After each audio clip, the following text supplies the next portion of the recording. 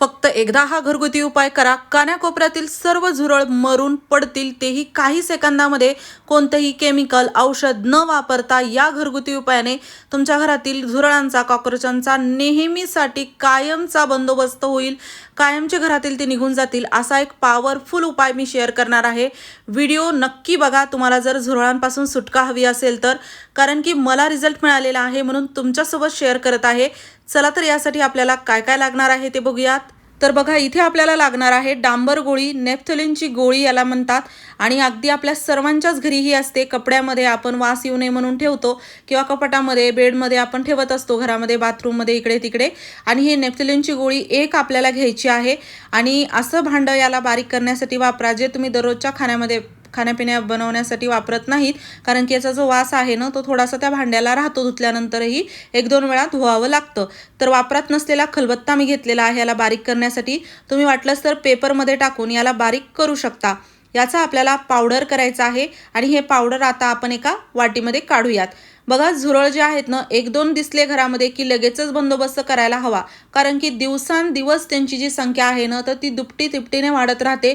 आणि एकदा काय त्यांची संख्या वाढली की ते काही आपल्या घरातून जात नाहीत. असाच प्रॉब्लेम मला झाला होता, पण माझ्या घरामध्ये मला वाटलंही नव्हतं एवढे झुरळ असतील. आणि एवढे झुरळ हे उपाय केल्यानंतर मला मेलेले दिसले की मी बघून थक्कच झाले. कारण की बघा, हा उपाय असा आहे ना, अगदी कानाकोपऱ्यातलेही झुरळ मरून पडतात. म्हणजे आपल्याला दिसत जरी नसते, घरातील असतील तर ते देखील मरून जातात, आणि आपल्याला शोधायची देखील गरज पडत नाही.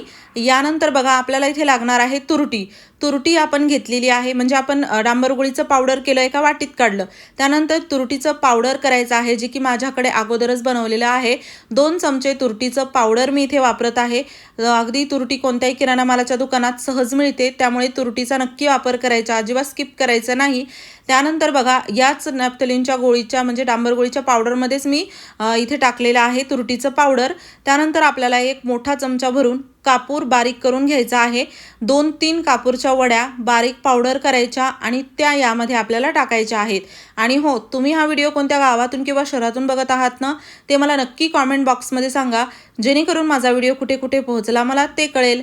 आता हे बघू शकता, मी 3ही गोष्टी एकत्रित चांगल्या मिक्स केलेल्या आहेत. यानंतर ना बघा, आपल्याला इथे लागणार आहे, म्हणजे अगदी मोजक्या गोष्टी आपण घेणार आहोत आणि घरामध्ये उपलब्ध असणाऱ्याच, त्यातीलच एक म्हणजे खायचा सोडा. इथे बेकिंग पावडर किंवा इनो वापरायचं नाही, खायचा सोडाच आपल्याला घ्यायचा आहे. अगदी खायचा सोडा स्वस्तात मिळतो आणि आपल्या घरी तर असतो, त्यामुळे नक्की वापरायचं. फक्त बेकिंग पावडर आणि इनो वापरू नका. दोन्हींची वेगवेगळी कामं आहेत. खायच्या सोड्याचं वेगळं काम आहे, त्यामुळे ना इथे ते जास्त वर्क करतं, खायचा सोडा. आता खायचा सोडा 1 चमचाभर मी यामध्ये टाकलेला आहे, आणि तो आपल्याला चांगला यामध्ये टाकून मिक्स करायचा आहे. यानंतर आपल्याला इथे लागणार आहे लिंबू हे वापरायचंच, अजिबात स्किप करायचं नाही. लिंबाऐवजी तुम्ही घेऊ शकता इथे जे सिट्रिक ॲसिड असतं ना, लिंबू सत्व आपल्या घरी, ते 2 चमचे जर घेतलं यामध्ये टाकलं तरी चालतं. पण लिंबू असेल तर लिंबूच वापरा, आणि लिंबू नाही किंवा सिट्रिक ॲसिड, लिंबू सत्वही नाही तर तुम्ही इथे विनेगर 2 झाकण यामध्ये टाकू शकता. या 3पैकी जर लिंबू असेल तर लिंबू वापरा.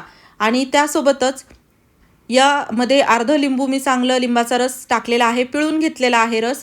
आणि त्यानंतर याला चांगलं एकजीव करायचं आहे, मिक्स करायचं आहे. यामध्ये एक छोटंसं केमिकल रिॲक्शन होतं, पूर्ण हे असं मिश्रण फेसाळतं, डबल झाल्यासारखं होतं, आणि हे आपल्याला असंच हवं आहे. आता यानंतर बघा, आपल्याला काय करायचं आहे, इथे चांगलं आपण मिक्स केलं. थोडंसं हे पाणीदार आहे, घट्टसर आपण याला करणार आहोत. यामध्ये आपण टाकलेलं आहे बोरिक पावडर बघा, कोणत्याही किराणा मालाच्या दुकानात सहज मिळतं, आपल्या घरी देखील असतं. बहुतेक म्हणजे आपण जास्त तर याचा वापर करतोच. आणि जर तुमच्याकडे बोरिक पावडर नसेल तर तुम्ही यामध्ये टाकू शकता. धान्यामध्ये कीड लागू नये म्हणून ज्या गोळ्या किंवा पावडर तुम्ही वापरता ना, गोळ्या असतील तर बारीक करून टाका, पावडर असेल तर 1 चमचाभर ते पावडर टाका. या म्हणजे ऑप्शन यामध्ये भरपूर आहेत, पर्याय. असं नाही की ही गोष्ट नाही म्हणून तुम्ही बनवू शकत नाही. यामध्ये मी तुम्हाला भरपूर पर्याय दिलेले आहेत, कारण की मी स्वतः म्हणजे एक्सपेरिमेंट केलेले आहेत. हे नाही ते नाही ते असं वापरून बघितलं, आणि फायनली मला ज्याचा रिझल्ट मिळाला ते मी तुमच्यासोबत शेअर करत आहे. आता बोरिक पावडर टाकून चांगलं मी मिक्स केलं. आता तुम्ही म्हणाल हे मिश्रण तर खूप कमी झालेलं आहे, पण याला 2 वेगवेगळ्या पद्धतीने तुम्ही वापरू शकता, ज्यामुळे हे अगदी थोडं लागतं.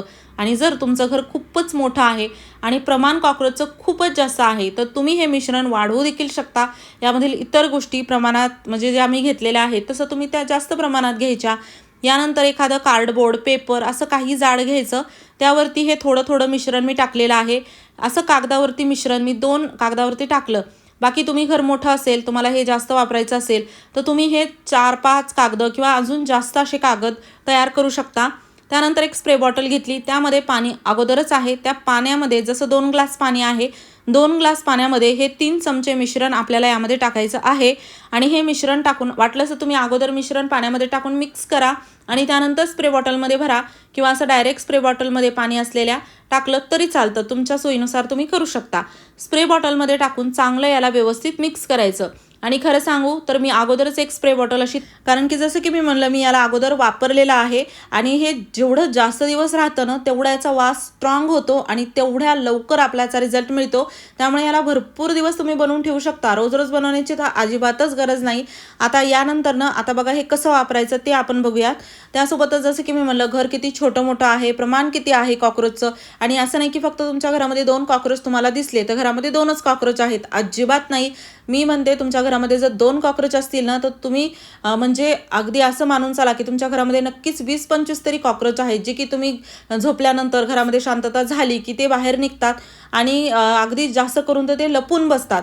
वर थोडेफार दिसतात पण आतमध्ये जिथे अडगळीच्या ठिकाणी ते त्यांचं घर अगदी बनवलेलं असतं त्यांनी आणि भरपूर ते अंडे घालतात, लवकर लवकर त्यांची संख्या वाढते. त्यामुळे हा उपाय करणं खूप गरजेचं आहे. जोपर्यंत तुम्हाला असं वाटतं की थोडेच कॉक्रोच आहेत तोपर्यंतच हा उपाय करा.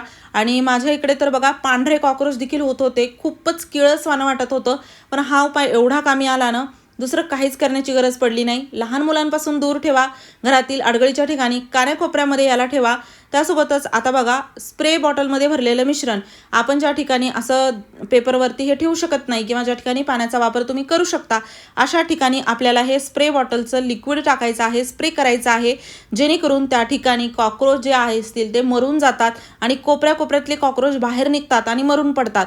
जसं की आता तुम्ही बघा इथे ना मी काही सेकंदा अगोदरच व्हिडिओ बनवत असताना स्प्रे केलं होतं आणि हा कॉक्रोच कुठे इकडे बाजूला होता की काय माहीत, पण अगदी या ठिकाणी आता मरून पडलेला आहे आणि असा रिझल्ट तुम्हाला इन्स्टंट याचा बघायला मिळतो.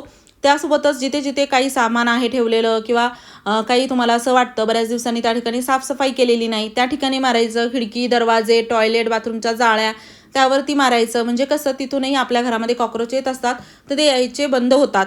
ट्राय करा, खूप चांगला रिझल्ट मिळतो. मला मिळाला आहे, तुम्हालाही मिळेल. आणि बघा स्प्रे मारल्यानंतर दुसऱ्या दिवशी माझ्या घरामध्ये असे काही सगळीकडे कॉक्रोच मरून पडलेले होते.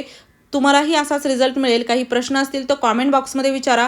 व्हिडिओ आवडला असेल लाईक करा, शेअर करा. चॅनलवरती नवीन असाल तर सबस्क्राईब करायला विसरू नका. धन्यवाद.